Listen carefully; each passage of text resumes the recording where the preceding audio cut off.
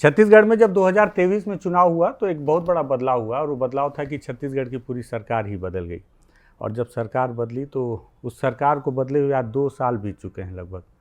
इन 2 सालों में अगर किसी भी सरकार को या किसी भी सिस्टम को बदलना है या उसमें तरक्की करना है, कोई नई चीज़ें लागू होनी है, तो सबसे बड़ा जो ज़रूरी चीज़ होता है वो होता है पैसा, मतलब कि वित्त। तो आज हम उसी वित्त विभाग को संभालने वाले मंत्री जी के पास एक बार फिर से पहुँचे हैं और उनसे पूछते हैं कि 2 साल में उन्होंने क्या किया, प्रदेश ने क्या किया, आगे क्या करना चाह रहे हैं, लोगों की जो उम्मीदें हैं उनसे क्या वो पूरा कर पा रहे हैं, लोग जिस तरह से उनके बारे में बात कर रहे हैं या सरकार के बारे में बातचीत कर पा रहे हैं, उस पर उनकी क्या राय है। ऐसे तमाम जो मेरे मन में कुछ कुछ सवाल आ रहे हैं या उसको लेकर हम बातचीत करने पहुँचे हैं। छत्तीसगढ़ के वित्त मंत्री ओपी चौधरी जी, तो ओपी सर आपका स्वागत है। जय जोहार अनु भाई।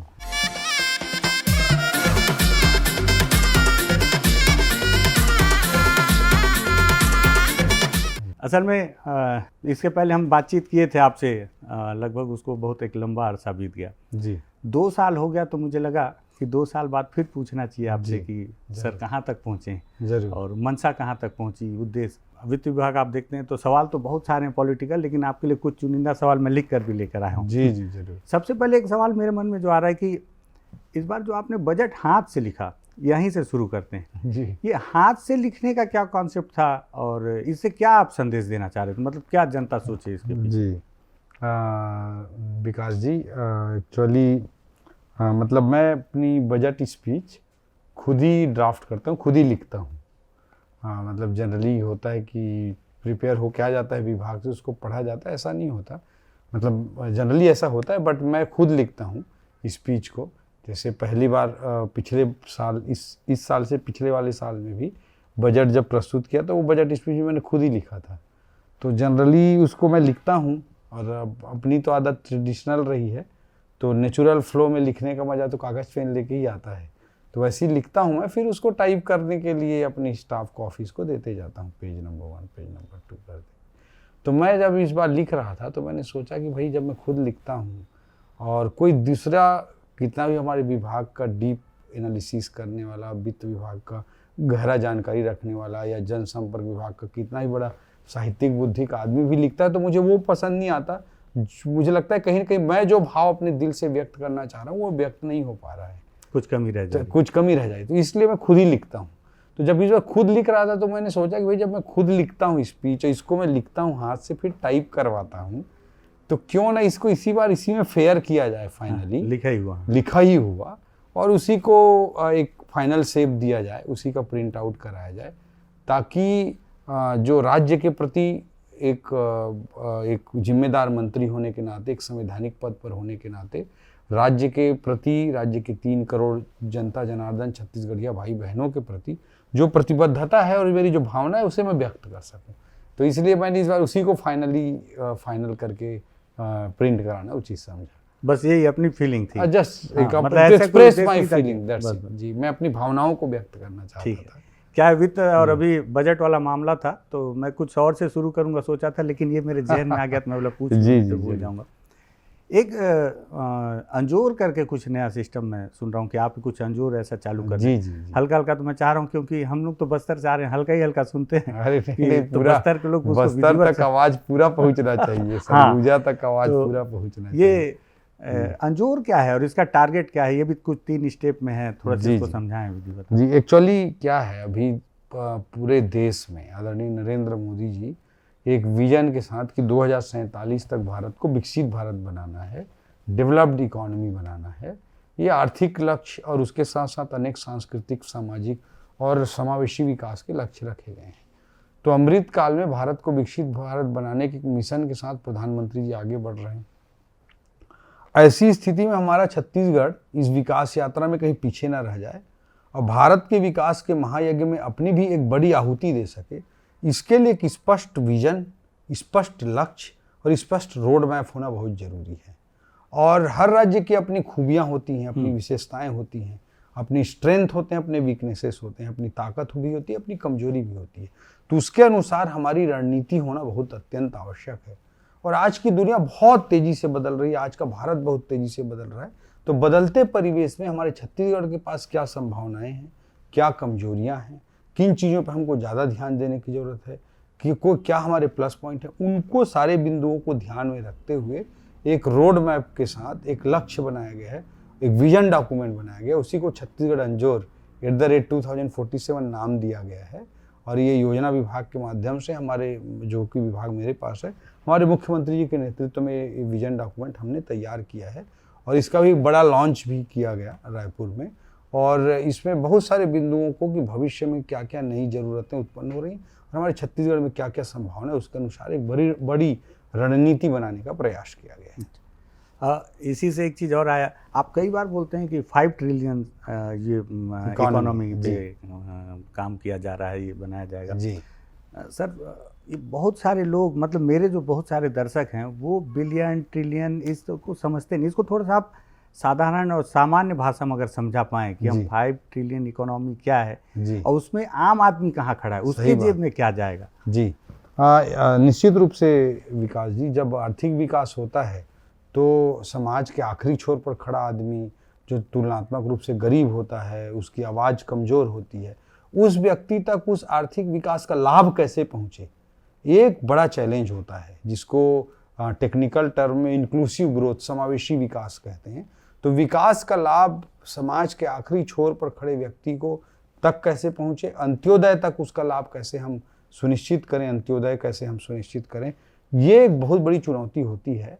तो आर्थिक विकास हो जाना ही पर्याप्त नहीं होता है, लेकिन आर्थिक विकास अगर ना हो तो गरीबों का कल्याण भी किया जा पाना संभव नहीं होता है। आज का जो मोटा मोटी इकोनॉमिक मॉडल जो पूरी दुनिया में चल रहा है, वो उस मॉडल में इंक्लूसिव ग्रोथ को करना एक चैलेंज है। बट जब तक आर्थिक विकास नहीं होगा, तीव्र आर्थिक विकास से तीव्र रेवेन्यू जनरेट नहीं होगा, तब तक वेलफेयर स्कीम, जो गरीब को कल्याण पहुंचाने वाली योजना है, उसे हम नहीं चला सकते हैं। जहाँ तक लेकिन फिर भी मैं कहना चाहूँगा कि इकोनॉमिक ग्रोथ गरीबों के कल्याण के लिए भी जरूरी है। उसके बिना तो कुछ भी, ना गरीब का भला होगा ना अमीर का भला होगा, जब तक इकोनॉमिक ग्रोथ नहीं होगा। तो ये समझना बहुत जरूरी है। इकोनॉमिक ग्रोथ में जैसे $5 ट्रिलियन की इकॉनमी हम बोलते हैं, आज लगभग भारत की इकॉनमी $4 ट्रिलियन की हो गई और आगे भारत में आज फास्टेस्ट ग्रोइंग इकॉनमी है अमंग्स लार्जर इकॉनमीज। बड़ी अर्थव्यवस्थाओं में बहुत तेज़ी से, सबसे तेज़ी से विकसित हो रही अर्थव्यवस्था है। तो ये अभी कंपाउंडिंग बहुत तेज़ी से 10-12% के रेट से कंपाउंडिंग होगी आने वाले समय में, और भारत बहुत तेज़ी से आगे बढ़ रहा है। अर्थव्यवस्था लेकिन जब बढ़ता है तो उसका लाभ जनता जनार्दन तक कैसे पहुंचता है, गरीब तक कैसे पहुंचता है, इसको भी समझना बहुत जरूरी है। हर गांव-गांव तक कैसे पहुंचता है, हर मोहल्ले तक कैसे पहुंचता है, ये जानना बहुत जरूरी है। मैं कहना चाहूँगा कि आज से करीब 25 साल 30 साल पहले आप भी अपना बचपन जिए होंगे। मैं भी रायगढ़ जिले के छोटे से गांव बायंग में अपना बचपन जिया। 18 साल की उम्र तक, 12वीं कक्षा तक मैं वहीं रहकर पढ़ा।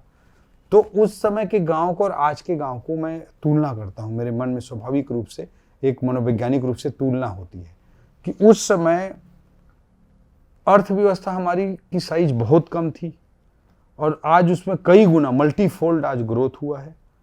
उसके कारण कहीं ना कहीं ज़मीनों का भी रेट बढ़ता है, कहीं ना कहीं फसल का दाम भी बढ़ता है, कहीं ना कहीं उसी से सड़कें बनती हैं।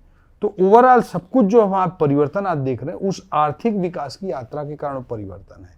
और जैसे मैं अपने गांव के संदर्भ में भी बोलना चाहूँगा कि लोगों के पास उस समय 20 एकड़, 25 एकड़, 5 एकड़, 10 एकड़, 15 एकड़ ज़मीनें बहुत लोगों के पास थी, लेकिन उसका वैल्यू इतना कम था क्योंकि देश की अर्थव्यवस्था से 25-30 साल पहले वो फंसी हुई अर्थव्यवस्था थी, बंद इकोनॉमी में, उसका इकोनॉमिक ग्रोथ नहीं था, इसलिए ज़मीनों के भी कीमत नहीं थे। लेकिन मैं कहना चाहूँगा कि जैसे आज मेरे गांव ग्रामीण क्षेत्र में जाओगे तो ज़मीनों का रेट पर्याप्त बढ़ गया। मेन रोड पे मेरे गांव में अभी एक लड़का अपने मेहनत से डीजे चलाता है और उसने फिर घर बनाने के लिए ज़मीन खरीदा मेन रोड पे, तो 11 डिसमिल ज़मीन को 11 लाख रुपए में लिया, मतलब 1 करोड़ रुपए एकड़ में गाँव में ज़मीन खरीदी। गाँव में वो मुझे बता रहा था। तो वही ज़मीन का रेट आज से 25-30 साल पहले जब मैं 12वीं कक्षा पढ़ के निकला था, उस समय बड़ी मुश्किल से 15-20 हज़ार रुपये एकड़ होता था। तो आज 15-20 हज़ार एकड़ से 25-30-50 लाख 1 करोड़ तक का एकड़ का ज़मीन का रेट हो गया। तो इसका प्रभाव सबके लाइफ पर पड़ रहा है। आज जो 5 एकड़ वाला भी किसान है, उसका भी मन होता है कि मैं अपने बच्चे को अच्छी जगह पढ़ाऊँ, तो आधा एकड़ बेच लेता है। मैं देखा हूँ कई लोगों को, और बेंगलोर हैदराबाद तक अपने बच्चे को पहुँचा लिया, कोई सॉफ्टवेयर इंजीनियर बना लिया, कोई कहीं पहुँचा लिया। किसी को होता है 10 एकड़ वाला किसान है कि मैं भी अपना एक अच्छा घर बनाऊं, तो 1 एकड़ ज़मीन को बेच दिया, या उस ज़मीन से जो निकलने वाला धान है, धान की कीमत बढ़ती गई है हमारे छत्तीसगढ़ राज्य में, तो उससे अब अच्छा पैसा आ रहा है, उसके दम पे घर बना लिया। नीच बना तो 1 एकड़ को बेच के बहुत अच्छा घर भी बना लिया और सब कुछ ठीक कर लिया। तो पूरा जिंदगी में बदलाव अर्थव्यवस्था के साइज बढ़ने से होता है, ये बहुत स्पष्ट है। और आज जो 20-30 साल पहले का गांव और आज के गांव में हम परिवर्तन देखते हैं, वो कहीं ना कहीं अर्थव्यवस्था के आकार बढ़ने से ही संभव हुआ है। नहीं, ये तो लेकिन आप अच्छी बात कहे कि वो खेत बेच ले, लेकिन बहुत सारे लोग भूमिहीन भी लोग हैं। जैसे जो गांव की बात आप कर रहे हैं, और इत्तेफाकन मैं भी गांव में पैदा हुआ, और ये परिवर्तन मैंने भी अपने गांव में देखा। जब मैं उस गांव में पैदा हुआ तो सारे घर कच्चे थे, छोटे छोटे थे।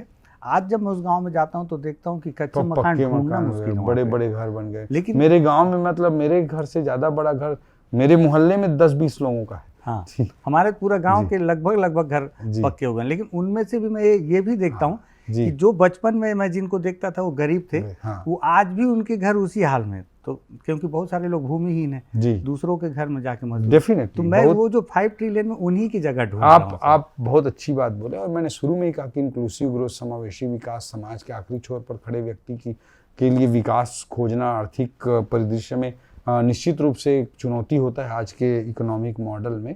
लेकिन उसमें भी हमको थोड़ा डेप्थ एनालिसिस करके सोचना चाहिए। जहाँ तक उस वर्ग की हम बात करें जिसके पास जमीन तब भी नहीं था और आज भी नहीं है, तो उसके बारे में आपने महसूस किया होगा कि उसका जीवन कैसे होता था। उस समय कोई पीडीएस 1 रुपया 2 रुपया किलो चावल वाली कोई योजना नहीं थी। उस समय महतारी वंदन जैसी कोई योजना नहीं थी। उस समय मनरेगा जैसी भी योजना नहीं थी।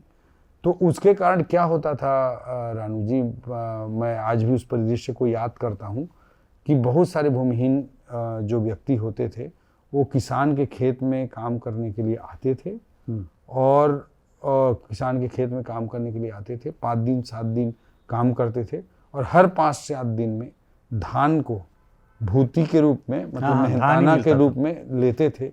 तामी ही होता था एक, और उस तामी में उसको 1.25 तामी 1.5 तामी 1 दिन का धान मिलता था, और उसको 5 दिन काम किया है तो 6-7 तामी जो भी मिलता था वो 6-7 तामी धान दे देते थे। उसको लेके जाता था वो बेचारा, और घर घर में ढेंकी होता था, उस ढेंकी में कूटता था, और उस ढेंकी में कूटने के बाद उसको खाता था जी। तो खेत में काम करना, उस तामी में भूती लेकर के उसको ढेंकी में कूट करके खाना खाने के लिए उसकी मजबूरी थी। जिंदगी अगर चलाना है, जिंदा रहना है, तो हर दिन उसको काम करना उसकी एक मजबूरी थी। लेकिन जब अर्थव्यवस्था का आकार बढ़ा तभी हम कह सकते हैं कि 1 रुपया 2 रुपया किलो जैसी योजना चल पा रही है। आज 7,500 करोड़ रुपया राज्य सरकार का केवल पीडीएस के संचालन के लिए व्यय होता है। 7,500 करोड़ रुपया पीडीएस में सारी चीजें, चना, गुड़ और 1 रुपया 2 रुपया किलो चावल, वही उसी का मेन पैसा होता है। ये सारी चीज़ों को मिलाकर लगभग 7,500 करोड़ रुपया केवल पीडीएस में खर्च होता है। फिर पीडीएस में ये चीज़ खर्च होता है। फिर महतारी वंदन योजना में माताओं बहनों को 1,000 रुपया जो जाता है प्रति माह, उसमें साल का लगभग 8,000 करोड़ रुपया खर्च होता है। या मनरेगा जैसी योजना है, उसमें भारत सरकार का भी बहुत बड़ा पैसा राज्य सरकार के भी हिस्सेदारी के साथ खर्च होता है। तो आज ये सारी स्कीम तभी चल पा रहे हैं जब अर्थव्यवस्था का आकार बढ़ा है, और आज उसके कारण इतना तो परिवर्तन हुआ है जो गांव में मैं देख पाता हूँ कि पीडीएस के कारण, मनरेगा के कारण, महतारी वंदन के कारण खाना खाने के लिए, पेट भरने के लिए, भूखा रहने से बचने के लिए किसी के खेत में जाकर काम करना उसकी मजबूरी नहीं रह गई है। और उस समय तो वो भी रहता था कि साल भर के लिए फिक्स कर दिया जाता था, हाँ चल तेरे को इतना हम देंगे और साल भर तेरे को कमाना पड़ेगा, तो उसको कमियां बोलते थे। हाँ, कमियां बोलते। और जो साल भर के लिए फिक्स नहीं किए रहते थे उसको मेला बोलते थे। हाँ। तो कमियां मेला जैसी प्रथाएं थी। आज जो चीज़ हमको नहीं दिखती है, उसकी भी बार्गेनिंग कैपेसिटी बढ़ी है, उसको भी अपना पेट भरने के लिए, अपना तन ढकने के लिए मतलब मजबूरी नहीं है कि जाके कीचड़ में रोपाई करेगा तभी वो पेट भर पाएगा, ये मजबूरी नहीं है। आज बढ़िया मेरे गांव में मैं खेती करता हूँ हार्टिकल्चर का, तो कभी आइए देखिए, मस्त बच्चे जीन्स टी शर्ट पहन के आते हैं, वहाँ हार्टिकल्चर है, वहाँ कीचड़ वीचड़ भी नहीं रहता है, अपने टाइम का भी अपनी मर्जी से आते हैं, बहुत ज़्यादा आज की तारीख में कोई नहीं बोल सकता, और उनकी अपनी बार्गेनिंग कैपेसिटी है। दूर से लेबर लाना रहता है तो ट्रैक्टर को या किसी गाड़ी को भेजते हैं, तब वो बैठ के उसमें आते हैं। तो ये सारी चीज़ें आजकल हुई हैं। उनके लिए चाय पानी नाश्ता सबकी व्यवस्था अच्छे से किसान को करना होता है। तो ह्यूमन एंगल से जो कुछ भी संभव हो पाया है, ये भी अर्थव्यवस्था के आकार बढ़ने से ही हो पाया है, मैं मानता हूँ। लेकिन बहुत सारे साहूकारों के मुंह से ये भी सुना हूँ कि 1 रुपया किलो चावल बिगाड़ दिया है, अब लेबर ही नहीं मिल रहा। मैं कहता हूँ गैर गरीब सोच है। हाँ, मैं इसको नहीं नहीं मानता। मतलब लोग बोलते हैं निश्चित ऐसा। रूप से आपकी बात मैं समझ रहा हूँ, और मैंने कई बार इसको बोला है कि ये बहुत ही गैर गरीब सोच है। किसी व्यक्ति को किसी के यहाँ खेत में या किसी भी फैक्ट्री में काम करना उसके पेट भरने के लिए मजबूरी बन जाए, वो किसी भी समाज में क्षम्य स्थिति नहीं हो सकती। आप बस्तर से आते हैं, मैं भी दंतेवाड़ा में 2.5 साल का अपना जीवन पूरे पैशन के साथ जिया हूँ। वहाँ देखा हूँ कि लोग अगर भूखमरी जैसे हालात अगर कहीं पर हों, 10% या 5% जनसंख्या के लिए भी, जो आज से मुझे लगता है 40-50 साल पहले रहा होगा बस्तर में, उस स्थिति से समाज को निकालने के लिए ऐसी योजनाएं जरूरी होती हैं। और उनको भी हमको देखना चाहिए कि ठीक है, कोई आदमी उस योजना का दुरुपयोग कर रहा होगा, लेकिन कई लोग उस योजना के दम पर अपना आत्मसम्मान के साथ जीवन जीते हैं। और जीवन में जब पेट की चिंता दूर होती है तो बच्चे की शिक्षा के बारे में, घर बनाने के बारे में भी सोचते हैं। हाँ, और उनका जीवन अपलिफ्ट होता है। गरीब आदमी धीरे धीरे लोअर मिडिल क्लास की ओर बढ़ता है, लोअर मिडिल क्लास का आदमी धीरे धीरे मिडिल क्लास की ओर बढ़ता है। देश और समाज में ऐसे ही होना चाहिए। अच्छा, अगर बीते 2 सालों की बात की जाए तो एक चीज और ऐड करना चाहूँगा इसी पे, पीडीएस के जब हम चर्चा कर रहे हैं तो बस्तर को आपने भी करीब से देखा है। बस्तर में आदिवासी भाइयों के शोषण का सबसे बड़ा प्रतीक अगर कोई था तो नमक था। हाँ, नमक था। तो चिरौंजी जैसे चीज को भी, बहुमूल्य उत्पाद को भी, वो जाके हाट बाजार में जाते थे और 1 किलो 2 किलो नमक के बदले में वो देकर आ जाते थे। उस नमक को फ्री में पीडीएस व्यवस्था में लागू की गई, निःशुल्क नमक की व्यवस्था की गई। ये केवल नमक वितरण की योजना नहीं थी, गरीबों के शोषण को संवेदनशीलता के साथ समझते हुए उस शोषण की व्यवस्था को समाप्त करने का सबसे बड़ा प्रतीक भी था। पीडीएस से ये भी याद आ गया मेरे को कि बीते दिन मैं जब गुंडे कोट गया था तो मैं देखा कि कैसे उसी चावल को लेने के लिए 4 दिन पैदल चल रहे हैं। हालांकि उसमें एक बहुत बड़ा हाथ माओवाद का भी है कि उस इलाके में सड़क नहीं है। तो जी, धीरे धीरे सिचुएशन बदल रही है। तो निश्चित रूप से अंदर भी दुकानें भी खुलेंगे, अंदर भी सारी व्यवस्थाएं, सारी सुविधाएं पहुंचेंगी। मुख्यमंत्री मोबाइल टावर योजना हम लोग लेकर आए हैं ताकि उनको भी मोबाइल की सुविधा मिल सके।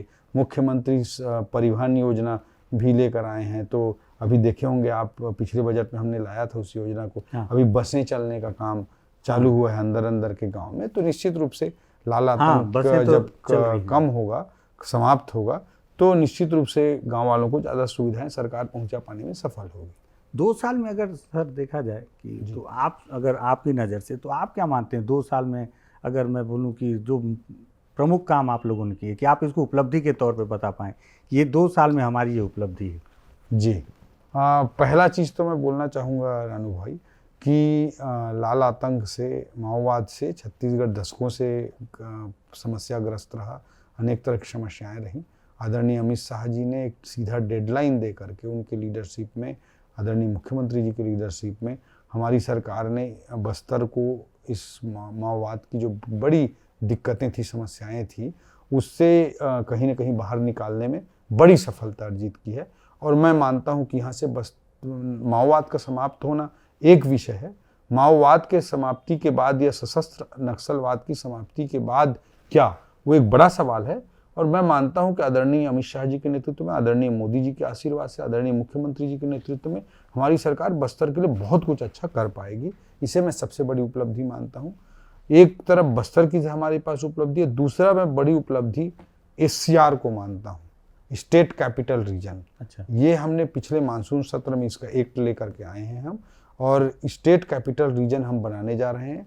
रायपुर, नवा रायपुर, बिरगांव, दुर्ग, भिलाई, चरौदा, रिसाली, कुम्हारी, ये सबको जोड़ते हुए, राजनांदगांव के हिस्सों को जोड़ते हुए एक इंटीग्रेटेड प्लानिंग कर रहे हैं हम।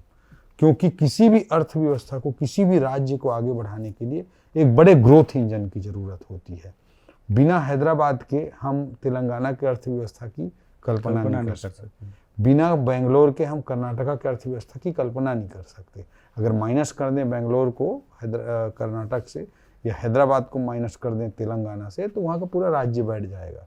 जो आज का आर्थिक मॉडल है, मैं उस आर्थिक मॉडल की कई आलोचना परिलोचना हो सकती है, लेकिन जो आज जो एग्जिस्टिंग आर्थिक मॉडल है और कमोबेश दुनिया में यही मॉडल चल रहा है, तो इसमें जो ये जो मॉडल है, इसमें एक ग्रोथ इंजन जरूरी है किसी भी राज्य को आगे बढ़ाने के लिए। तो वो ग्रोथ इंजन के रूप में इसको आगे बढ़ाने का काम हम कर रहे हैं। इसके बहुत दूरगामी प्रभाव आने वाले वर्षों में, दशकों में दिखाई देगा छत्तीसगढ़ में। और यहाँ से जो इस ग्रोथ इंजन से जो रेवेन्यू जनरेट होगा, उससे हम बस्तर, सरगुजा और मैदानी छत्तीसगढ़ के दूरस्थ अंचलों का भी हम तीव्रता के साथ विकास कर पाएंगे। ये दूसरा चीज मैं बोलना चाहूँगा। तीसरा बोलना चाहूँगा कि कांग्रेस के समय में जो स्ट्रक्चरल करप्शन था, कि जैसे मान लीजिए कि कोयला पे 25 रुपये प्रति टन लिया जा रहा था, ऑनलाइन सिस्टम को बदल करके ऑफलाइन कर दिया गया था वसूली करने के लिए। हमारी सरकार आते ही इस तरह के स्ट्रक्चरल करप्शन तो पूरी तरह से समाप्त हुए हैं, ये मैं कह सकता हूँ। चौथी चीज़ मैं कहना चाहूँगा कि गवर्नेंस के हिसाब से बहुत सारी चीज़ें अच्छी हुई हैं। टेक्नोलॉजी को यूज करते हुए जनता की सुविधा के लिए पारदर्शिता लाते हुए, ताकि भ्रष्टाचार कम हो सके, जनता को ईज ऑफ लिविंग उपलब्ध हो सके, उसका जीवन आसान हो सके, इसके लिए बहुत सारे गवर्नेंस की स्टेप लिए गए हैं। जैसे उदाहरण के तौर पे मैं पंजीयन विभाग का जिक्र करना चाहूँगा कि पंजीयन की पूरी प्रक्रिया को हमने रिवैम्प किया है और उससे जनता को आज बहुत अधिक सुविधा मिल रही है। और आने वाले 1 साल के अंदर और इस पूरे प्रोसेस में आप कंप्लीट 360 डिग्री चेंज देखेंगे, ये एक चीज़ बोलूँगा। इसके अलावा हमने वित्त विभाग की दृष्टि से मैं बताना चाहूँगा कि कई अत्यंत महत्वपूर्ण काम किए हैं, जो सामान्यतः जन सामान्य के बीच में वो चर्चा का विषय नहीं बनता और बड़े ग्लैमर वाले सब्जेक्ट भी नहीं होते हैं, लेकिन राज्य के भविष्य के लिए, 3 करोड़ छत्तीसगढ़िया भाई बहनों के भविष्य के लिए वो अत्यंत आवश्यक हैं। उस संदर्भ में मैं 3 बिंदुओं का जरूर जिक्र करना चाहूँगा। पहला चीज़ पेंशन की राशि। जब मध्य प्रदेश से हम अलग हुए थे तो उस समय जो कॉमन कर्मचारी थे, उनके जो पेंशन का वित्तीय भार था वो 74-26 के रेशियो में विभाजित था। अच्छा। 74% मध्य प्रदेश को उनके पेंशन की राशि देनी थी और 26% छत्तीसगढ़ को देनी थी। आज तक 25 साल हो गए, इन 23-24 सालों तक किसी ने इस चीज़ को ढंग से नहीं देख पाए, क्योंकि किसी को ब्लेम गेम नहीं करना चाहता, बट किसी ने ढंग से इस चीज़ को नहीं देख पाया कि उसका सिस्टम कितना डिजिटाइज होना चाहिए, क्या होना चाहिए, कैसे होना चाहिए। तो हमने उस पूरे सिस्टम को डिजिटाइज किया और हमने जब पूरा सिस्टम को महीनों तक मेहनत किया, हमारे वित्त विभाग के अधिकारियों ने महीनों तक मेहनत किया, दिन रात मेहनत किया, 40-50 की टीम ने मुकेश जी के और रितेश जी के लीडरशिप में, प्रशासनिक नेतृत्व में पूरा ये काम किया। और अंत में ये पता चला कि हम मध्य प्रदेश को हर साल 2000 करोड़ रुपए अतिरिक्त दे रहे थे। अतिरिक्त दे रहे थे, जितना हमको देना था उससे 2000 करोड़ रुपए हम अतिरिक्त दे रहे थे। और इतने बड़े चीज को हमारे विभाग के लोगों ने निकाला। तो हम तो पुराना वाला मध्य प्रदेश से भी रिक्वेस्ट कर रहे हैं कि भाई वापस करो पैसा को, और कम से कम हर साल का 2000 करोड़ तो सीधा बचत हुआ। दूसरा चीज मैं जिक्र करना चाहूँगा, पेंशन फंड क्या हमने पिछले मानसून सत्र में एक्ट लाया और पिछले बजट में मैंने घोषित किया था, पिछले बजट भाषण में, पेंशन एक्ट के बारे में। तो पेंशन एक्ट में क्या है कि पिछली सरकार, उनके अपने गिद्ध दृष्टि थी, वो अलग उनका एजेंडा था कि कर्मचारियों के हिस्से उनको कोई लेना देना नहीं था। एनपीएस के जगह में वो ओपीएस आया है, हम भी ओपीएस को बरकरार रख रहे हैं। तो ओल्ड पेंशन स्कीम में आने वाले वर्षों में चूंकि जनता की जीवन की आयु बढ़ रही है, लाइफ एक्सपेक्टेंसी बढ़ रही है, जीवन प्रत्याशा बढ़ रही है, तो इसलिए पेंशन भार बहुत तेजी से आने वाले समय में राज्य के लिए बढ़ेगा। तो पेंशन भार तेजी से बढ़ेगा तो उस समय एकाएक राज्य उस स्थिति को कैसे सामना करेगा वित्तीय रूप से, पूरी वित्तीय व्यवस्था चरमरा ना जाए, इसके लिए हमने पिछले मानसून सत्र में पेंशन का एक्ट लाया है। और पेंशन एक्ट बनाकर हर साल एक बड़ा पैसा हम उसमें जमा करते जा रहे हैं। अच्छा। और जिस वर्ष भी पेंशन की रिस्पॉन्सिबिलिटी 10% से सीधा ज़्यादा बढ़ जाएगी, उस वर्ष उस पैसे को, जो पेंशन फंड में हम पैसा हर साल जमा कर रहे हैं, राज्य की सरकार उसका उपयोग कर सकेगी। ऐसा एक्ट बना दिया है ताकि राज्य का भविष्य और राज्य की दूरगामी वित्तीय स्थिरता सुनिश्चित हो सके। इसलिए हमने एक विजन के साथ एक दूरगामी कदम लिया है और ये राज्य के भविष्य को हम सोच रहे हैं। सरकारें आएंगी जाएंगी, अटल जी ने कहा है, ठीक है, सरकारें तो अब आदरणीय मोदी जी के समय में बनी ही रह रही है बीजेपी की, लेकिन कोई भी सरकार रहे, मेरा मानना है कि राज्य की वित्तीय स्थिरता अत्यंत महत्वपूर्ण है, इसलिए हमने ये बड़ा रिफॉर्म किया है। इसी तरह से ग्रोथ एंड स्टेबिलिटी फंड का भी एक्ट हम लोग पिछले बजट सत्र में लाए, बजट भाषण में जो मैंने कहा था उसके अनुरूप। और इसमें क्या है, माइनिंग पे हमारी बहुत सारी रेवेन्यू छत्तीसगढ़ की डिपेंडेंट रहती है, तो माइनिंग जो वस्तु है उसका रेट कम ज़्यादा होता रहता है। जैसे कोयला निकल रहा है मान लीजिए कोरबा से या रायगढ़ से, तो उसका रेट कम ज़्यादा होता रहता है, वो इंटरनेशनल कारणों से, नेशनल कारणों से प्रभावित होता है। तो कई बार क्या होता है कि माइनिंग प्रोडक्ट्स के रेट एकदम तेजी से कम हो जाते हैं, तो माइनिंग रेवेन्यू में उस साल राज्य का आय एकदम से कम हो जाएगा। उससे राज्य का जो कैपिटल एक्सपेंडिचर है, पूंजीगत व्यय अर्थात सड़क, कॉलेज, स्कूल बनाने के जो व्यय हैं, उस पर कमी ना हो, उस पर प्रॉब्लम ना आए, इसके लिए हमने ग्रोथ एंड स्टेबिलिटी फंड बनाया है। और हर साल माइनिंग रेवेन्यू का एक हिस्सा उसमें हम जमा करते जाएंगे, और जिस साल माइनिंग रेवेन्यू 10% से कम अचानक किसी साल ड्रॉप हो जाए, तो राज्य के पूंजीगत व्यय के लिए अर्थात ऐसे राजस्व व्यय के लिए नहीं, पेंशन सैलरी वगैरह के लिए उस पैसे का उपयोग नहीं कर सकते, उस पैसे का उपयोग सड़क, पुल, मेडिकल कॉलेज जैसे विषय बनाने हैं, तो उसके लिए उपयोग किए जा सकेंगे। तो ये 3 बिंदुओं को, पेंशन फंड का, ग्रोथ एंड स्टेबिलिटी फंड का, और पेंशन की राशि 2000 करोड़ रुपये जो बचा है, इसका भी मैं जिक्र विशेष रूप से करना चाहूँगा। और एक आखिरी बिंदु, हमारे 2 साल के उपलब्धियों की अगर आप बात कर रहे हैं, तो युवाओं की दृष्टि से, उनके स्किल की दृष्टि से, उनके दूरगामी भविष्य की दृष्टि से कुछ बड़े स्टेप सरकार ने लिए, उसका मैं जिक्र करना चाहूँगा। आज के ज़माने में गिनती की पढ़ाई का औचित्य नहीं है, ऐसे कोर्स जो हमको स्किल सिखाए उसका ज़्यादा महत्व है। इसलिए हमने बहुत फोकस करते हुए इस साल लास्ट बजट में फिजियोथेरेपी कॉलेज और नर्सिंग कॉलेज पे बहुत जोर दिया, राष्ट्रीय स्तर के संस्थान खोलने पे बहुत जोर दिया। इस हिसाब से आज तक के छत्तीसगढ़ के इतिहास में, इस साल से पहले साल तक के 24 साल के इतिहास में कुल 8 नर्सिंग कॉलेज हम सरकारी तौर पे खुले थे। हमने एक ही बजट में पिछले साल 12 नए नर्सिंग कॉलेज लाए, 8 की संख्या को सीधा बढ़ाकर 20 करने का काम किया है। एक ही फिजियोथेरेपी सरकारी कॉलेज था, उसको हमने इस बार बढ़ा करके 7 करने का काम किया, 7 फिजियोथेरेपी कॉलेज करने का काम किया। ये ऐसे कोर्स हैं जिसका स्किल अच्छे से अगर युवा प्राप्त कर लेगा तो उसको कभी भूखे नहीं मरना पड़ेगा, वो अपने आत्मसम्मान की जिंदगी, अपने पैरों पर खड़ा रहकर अपने माता पिता का जीवन अच्छे तरीके से संचालित कर सकेगा। इसके अलावा नवा रायपुर में पिछले 1.5 साल के प्रयासों से हम लोग हमारे छत्तीसगढ़ के युवा भाई बहनों के लिए NIFT, national institute of fashion technology लाने में भी सफल हुए हैं, NIELIT, national institute of electronics and IT लाने में भी हम सफल हुए हैं, NFSU, national forensic science university लाने में भी हम सफल हुए हैं। पहले से ही हमारे छत्तीसगढ़ में राज्य जब बना था तो एक भी राष्ट्रीय स्तर का संस्थान नहीं था, लेकिन हमारी सरकार के पहले, पिछली सरकार जो डॉक्टर रमन सिंह जी की भाजपा वाली सरकार थी, उस समय में यहाँ पे IIT भी आया, यहाँ पर IIIT भी आया, यहाँ पर नेशनल लॉ यूनिवर्सिटी भी आया, यहाँ पर IIM भी आया, यहाँ पर एम्स भी आया, यहाँ पर NIT भी आया, यहाँ पर CPET भी आया। बट इन 1.5 सालों में हम निफ्ट, NFSU और नीलेट को भी लाने में सफल हुए। हालांकि रमन सिंह जी की उनका जो कार्यकाल था, जो भी काम था, तो वो तो दिखता है उनको लंबा समय भी मिला काम करने के लिए। जी। अभी के लोग लेकिन बोलते हैं कि अभी की सरकार में क्या हो रहा है समझ में ही नहीं आ रहा। अभी तो मैं इतना सारा चीज आपको 5 मिनट में इसीलिए मैं पूछा आपसे, बहुत सारे जी। तो और आप सोचिए कि इतनी सारी चीजें हम कर रहे हैं, इतने बड़े बड़े रिफॉर्म्स कर रहे हैं, जो इसके अलावा जो मोदी की गारंटी के तहत जो महतारी वंदन योजना को संचालित करना, और प्रत्येक वर्ष हम 8000 करोड़ रुपए उसमें जनता को के बीच उसे उपलब्ध कराने में सफल हो रहे हैं।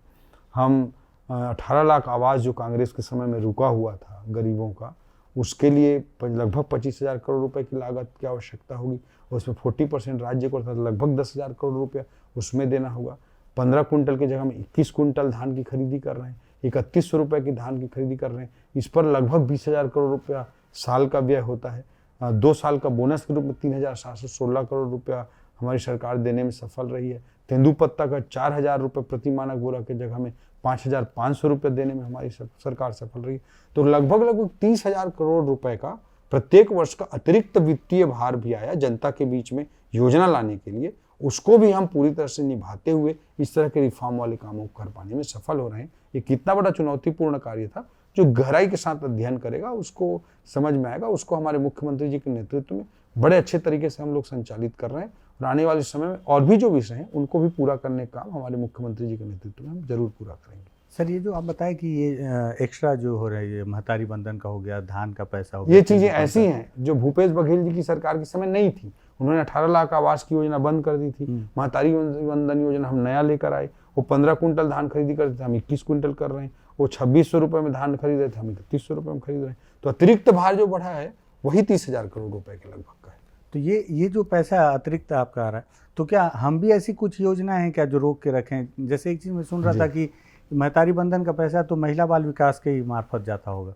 हाँ, विभागों के माध्यम से जाता है। लेकिन उसी महिला बाल विकास का एक जो गर्म भोजन, और क्योंकि कुपोषण एक बड़ी समस्या है, नहीं, निश्चित रूप से सारी योजनाएं नहीं, कोई कम नहीं किया गया है। कोई इक्का दुक्का कोई योजनाओं का रेशनलाइजेशन हुआ होगा, कई जगह डुप्लीकेसी होती है तो, और कहीं कोई एक आध चीज जो कम, मतलब कहीं पे रेशनलाइजेशन के लिए 50-100 करोड़ का कोई विषय हुआ होगा, लेकिन 50-100 करोड़ का कोई विषय हुआ होगा, 8,000 करोड़ रुपए का हम अतिरिक्त दे रहे हैं। ठीक। अच्छा, हम जब पिछली बार बात किए थे तो मैंने आपसे एक सवाल पूछा था कि युवा बहुत नाराज हैं आपसे। जी जी। तो उनकी नाराजगी कुछ कम हुई, आपको क्या लगता है? जी, मैं यही कहना चाहूँगा हमारे युवा भाई बहनों को कि सबसे पहली बात तो ये निश्चिंत रहें कि कांग्रेस ने अपने 5 सालों में जितनी भर्तियां की, सरकारी नौकरियों की भर्तियों की बात कर रहा हूँ, सरकारी नौकरियों की भर्तियों की बात, तो कांग्रेस ने जितनी भर्तियां अपने 5 साल में की हैं उससे ज़्यादा भर्ती आदरणीय मुख्यमंत्री जी के नेतृत्व में अभी जो हमारी सरकार चल रही उसमें किया जाएगा। कुल मिलाकर 5 साल का गणना करेंगे तो उनसे अच्छा खासा ज़्यादा संख्या में भर्ती करने का काम हमारी सरकार जरूर पूरा करेगी। इसमें जैसे 700 का उच्च शिक्षा विभाग ने भी प्रोफेसर लोगों का प्रक्रिया आगे बढ़ा दी है। उनको द्रुत गति से करना चाहिए, तेजी से करना चाहिए। सरकार में वो वित्तीय रूप से या किसी रूप से दिक्कत नहीं है, वो हम आगे बढ़ा चुके हैं।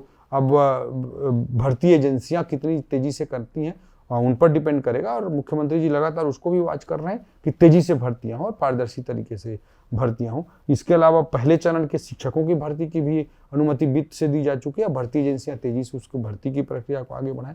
इसके अलावा कई ऐसे विभाग हैं जिनमें वर्षों से भर्तियां नहीं हुई, 20 साल से भर्तियां नहीं हुई थी, उनमें भी भर्ती करने के काम प्रारंभ किए गए हैं।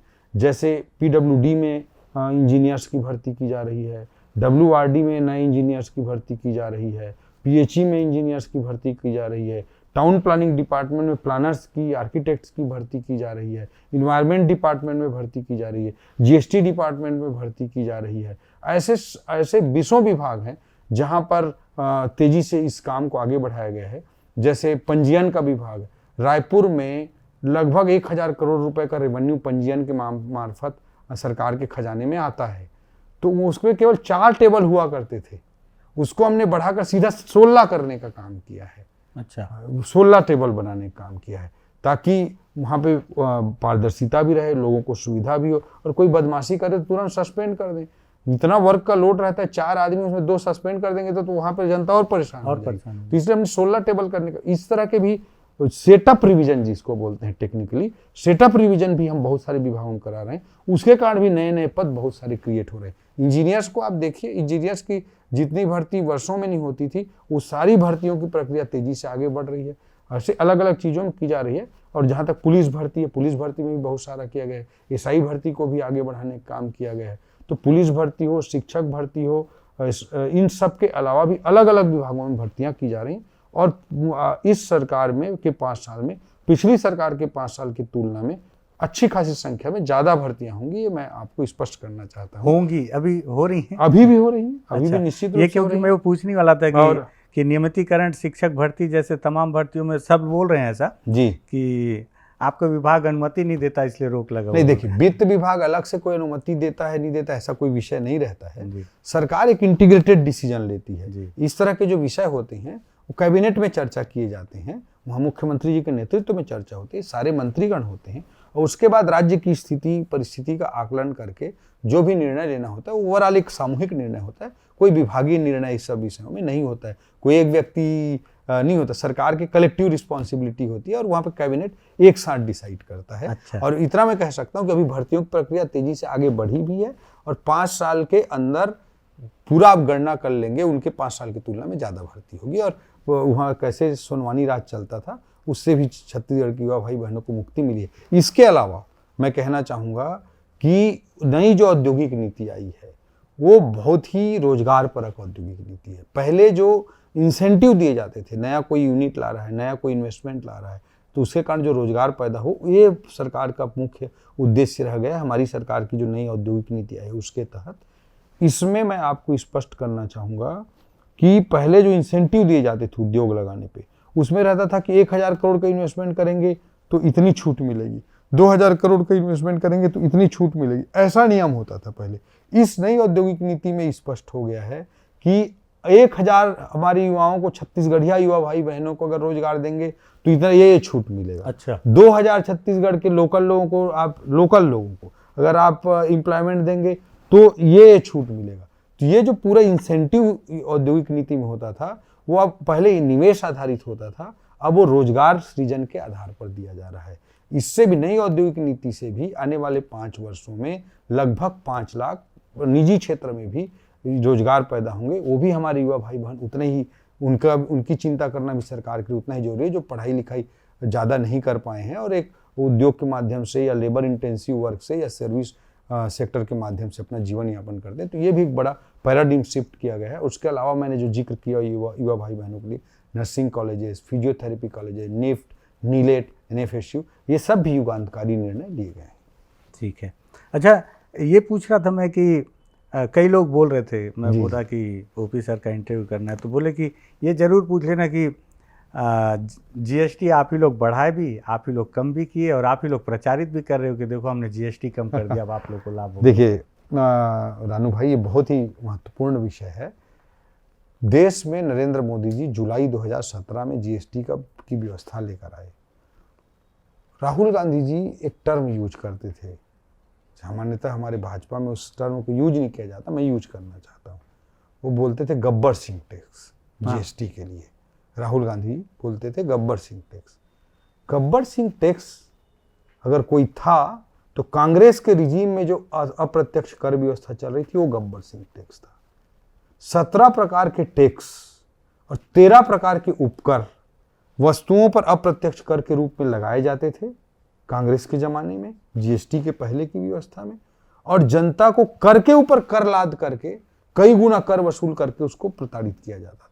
और अप्रत्यक्ष कर केवल अमीर नहीं देता है, इनकम टैक्स या प्रत्यक्ष कर तो अमीर व्यक्ति ही देता है, लेकिन अप्रत्यक्ष कर तो एक मजदूर भी देता है। अगर वो साबुन खरीद रहा है, एक तेल का पुड़िया खरीद रहा है, तो भी कहीं ना कहीं इनडायरेक्ट टैक्स देता है।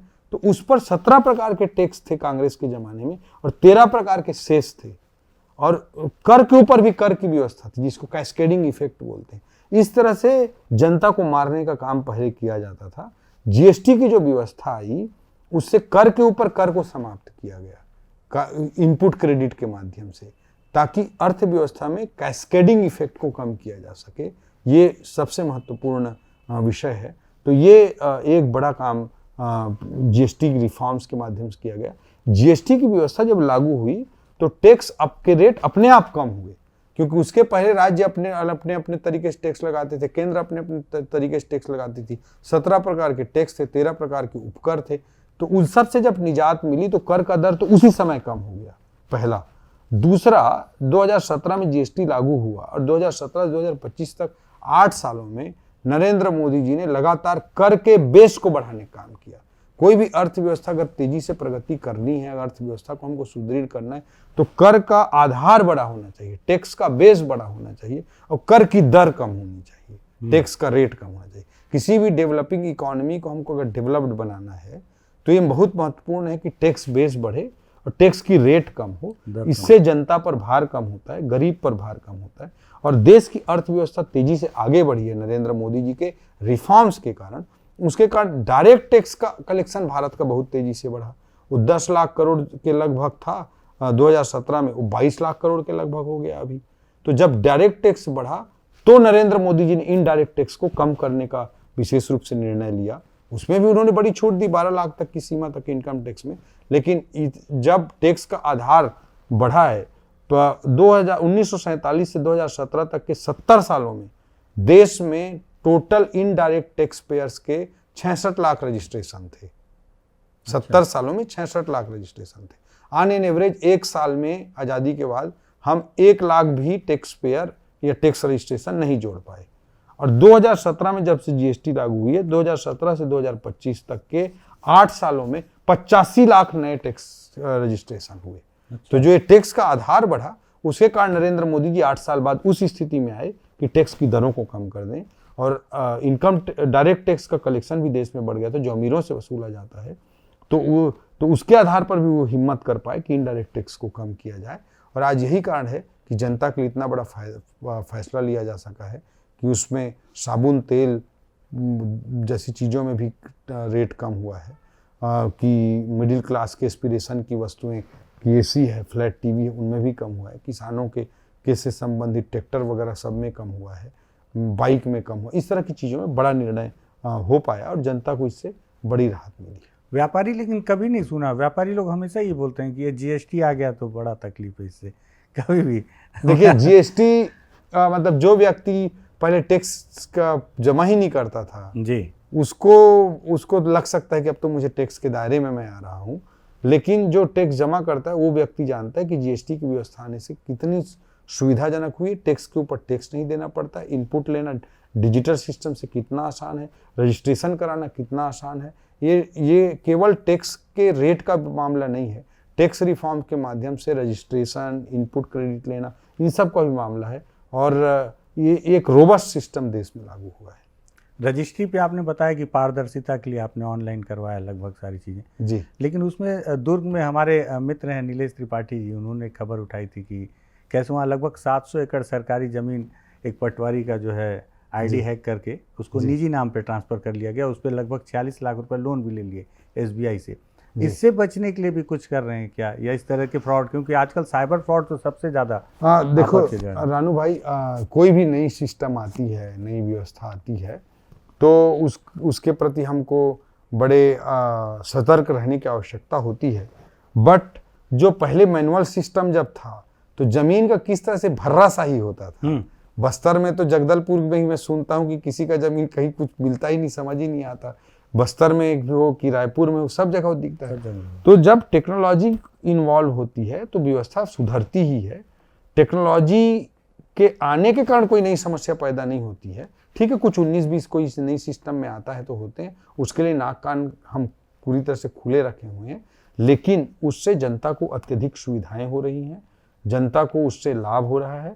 और पूरा सिस्टम में लोग मेरे को जसपुर से एक दिन फ़ोन आया, हमारे एक वरिष्ठ हैं बापट जी, उन्होंने फ़ोन करके बोला कि मतलब आपने जो रजिस्ट्री की व्यवस्था आपकी सरकार ने जो नई बनाई है उससे बहुत अच्छा लगा, मैं अपने आश्रम के लिए रजिस्ट्री कराने गया था। ऐसा करके उन्होंने ऐसे ही रैंडम मुझे फ़ोन किया। ऐसे अभी आप नवा रायपुर, कल तो आप हैं ही, नवा रायपुर में जो मॉडल रजिस्ट्री केंद्र खुला है उसको देखते हुए जरूर जाइए। बट नया जब डिजिटाइज सिस्टम आता है थोड़ा सा लोगों को कुछ दिन अनकंफर्ट सा कई लोगों को लगता है, और कई लोग उसका मिसयूज करने का भी प्रयास करते हैं। तो उस पर भी नाक कान खुले रखते हुए अगर कुछ 19-20 हो रहा हो उसको भी ठीक करने का काम मुख्यमंत्री जी के नेतृत्व में हमारी सरकार करेगी।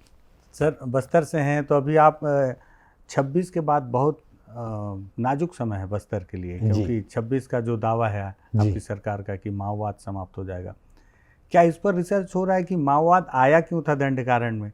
कहीं वो स्थिति पुनः तो नहीं हो जाएगी? क्योंकि ज़मीन से जुड़ा एक मामला भी बीजापुर विधायक ने भी उठाया कि इंद्रावती नदी के उस पार, जहां मैं माओवादियों के पास गया था मिलने के लिए, जहां माओवादी बैठे थे वापस आने के लिए जी, वहाँ की 120 एकड़ ज़मीन रायपुर के एक उद्योगपति ने अपने नाम करवा लिया। नहीं देखिए, कोई भी इस तरह की परिस्थितियाँ, इस तरह की किसी भी प्रकार की चीज़ को हमारे मुख्यमंत्री जी के नेतृत्व की सरकार कदापि सहन नहीं करेगी।